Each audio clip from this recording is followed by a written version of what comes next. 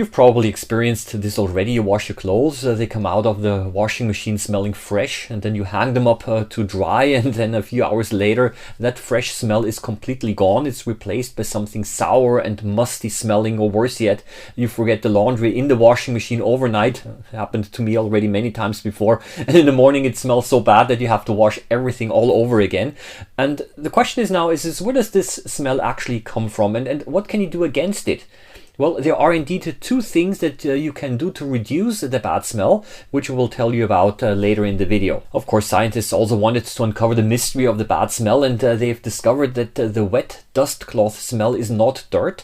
The smell comes from bacteria, specifically one called Moraxella osloensis. Now, this bacterium produces a chemical substance that is the source of the smell. Now, Moraxella lives on human skin, which already tells you that you're putting it back into the machine yourself every single wash, but it can also grow inside the washing machine.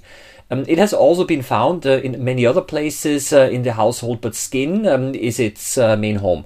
Now, for most healthy people, it's completely harmless, but it is the primary cause of smelly laundry. Now, that washing machines are a source of many bacteria is nothing new. I took a sample from the residual water from my washing machine and I put it under the microscope, this one over here, and indeed I found countless bacteria in it.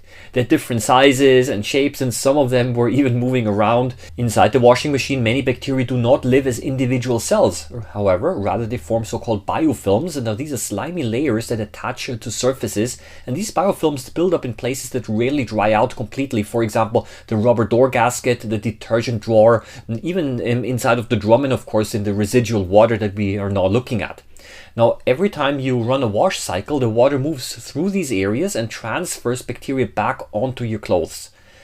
In other words, the machine that is supposed to clean your laundry can actually itself become a source of contamination. For Moraxella, the dirt on the laundry is a meal, especially the oil from human skin is a good source of food. The bacterium digests it and it produces a molecule called 4-methyl-3-hexanoic acid. And it's precisely that molecule that is responsible for the bad smell. What makes Moraxella difficult to get rid of is that it's unusually tough. It survives low temperature washes like the 30 to 40 degrees Celsius cycles that most people use to save energy. It can also tolerate drying out, and it is able to survive many detergents as well. Researchers have even found that it tolerates ultraviolet light, which means that hanging the laundry in the sun does not reliably kill it. So it survives the wash and also the drying. And it is still there when you put your clothes on. So if we want to get rid of it, we need some stronger strategies. So what can you do? Well, there are several things. Moraxella can only produce the smelly substance when the laundry is wet. So the advice is to dry your laundry quickly and not to leave it inside the washing machine. Now, make sure that there is enough airflow to carry the moisture away. And I know that it's easier said than done, because when humidity is high, then the laundry can take a very long time to dry. And if you have to dry laundry indoors, well then open your windows, because that is the most effective option to remove the excess moisture. You can also reduce the bacteria that grow inside the washing machine itself, and I recommend that you run an occasional cycle at high temperature at around 90 degrees Celsius and without any clothing in it. This temperature will kill the bacteria that have built up inside the washing machine and inside the biofilms. It will, of course, also flush out any residual water at the bottom of the machine, which is a source of bacteria itself. Now, the thing that I want to address before we wrap up is you can, of course, buy antimicrobial detergents and laundry sanitizers. Now, these products, they kill bacteria on your clothes, but here's the issue. The biofilms, they can also resist antimicrobials quite well, and the slimy matrix protects the bacteria inside the biofilm, and studies have shown that bacteria in the biofilm can be significantly more tolerant than the same bacteria floating around freely. Now, the heat works actually much better. A high temperature wash physically disrupts the biofilm in a way that chemicals at room temperatures do not.